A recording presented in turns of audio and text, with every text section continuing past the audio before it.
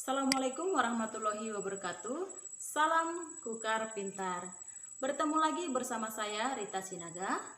Kali ini adalah pertemuan kita yang kedua. Dan kali ini Ibu masih menyampaikan tentang cerita fantasi dari bab 2. Oke, buku yang kita gunakan masih menggunakan buku ke-13, yaitu tahun revisi 2016. Nah, sebelum kita masuk ke materi, kita perlu berdiskusi tentang pertemuan pertama yang kemarin.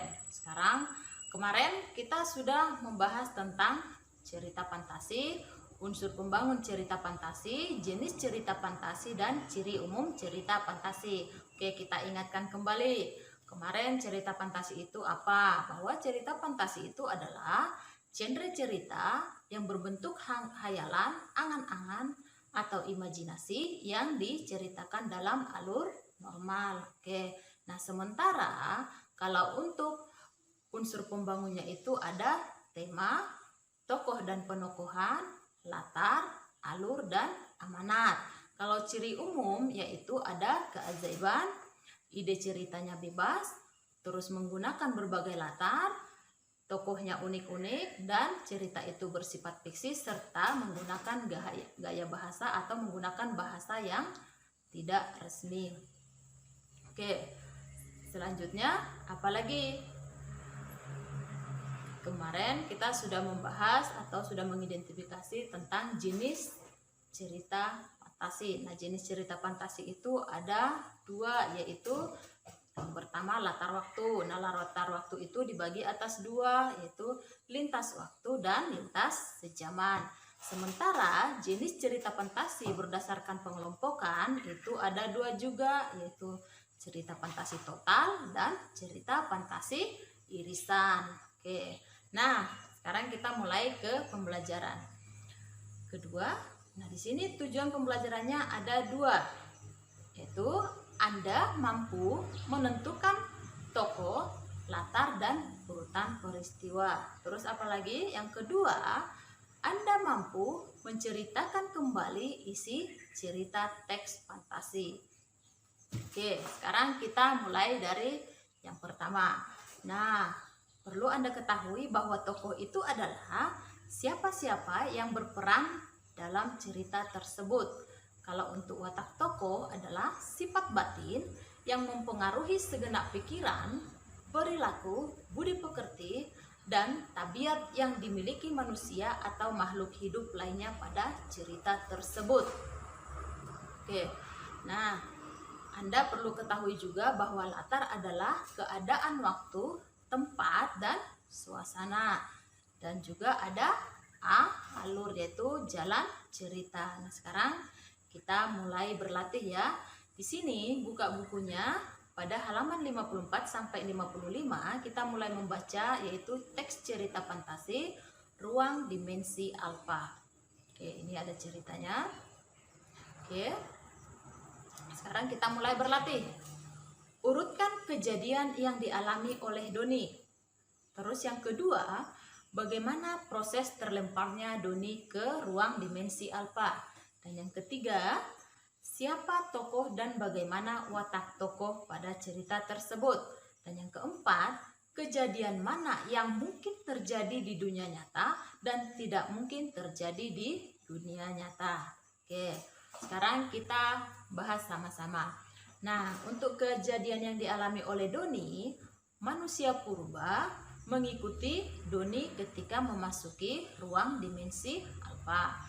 Terus yang kedua, Erza dan Ardi kesal sama si Doni dan meminta mengembalikan manusia purba tersebut.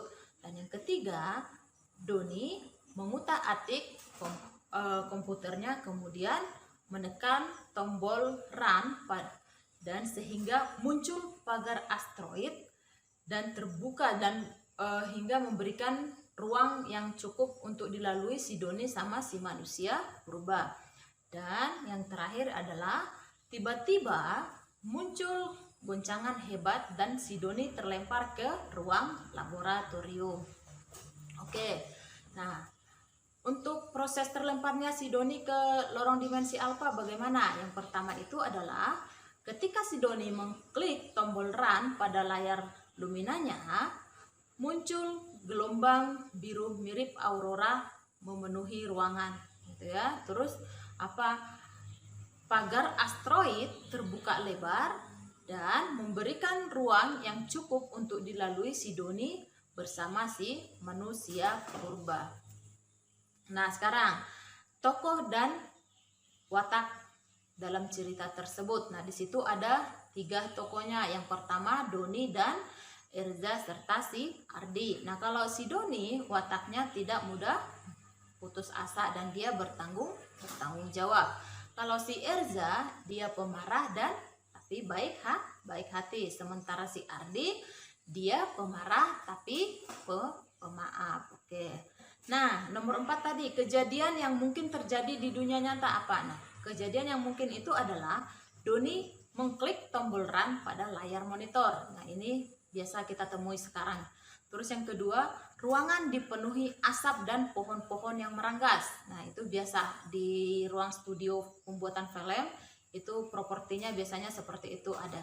Terus apalagi peralatan yang di ruangan berantakan akibat goncangan hebat. Nah, ini sering kita jumpai kalau ada gempa bumi, maka di dalam ruangan itu peralatan di sebuah ruangan akan berantakan. Oke. Nah, kejadian yang tidak mungkin terjadi dalam dunia nyata. Yang pertama itu ada manusia purba, ruang dimensi alfa, gelombang dimensi alfa, terus adanya komputer yang bisa memindahkan makhluk hidup. Terus apalagi muncul aurora di laboratorium, terus apalagi pagar asteroid terbuka, terus apalagi mengembalikan manusia purba ke 500 tahun sebelum Masehi, apalagi dapat melihat manusia purba melalui monitor laptop. Terus oke, sekarang ada LKPD, Anda berlatih di rumah untuk mengerjakan teks ini.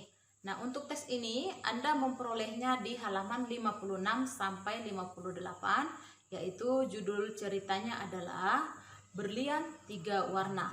Oke. Anda buka bukunya dan berlatih. Oke. Sekarang perintahnya adalah urutkan kejadian yang dialami Anika pada cerita tersebut. Terus bagaimana proses petualangan Anika dan teman-temannya.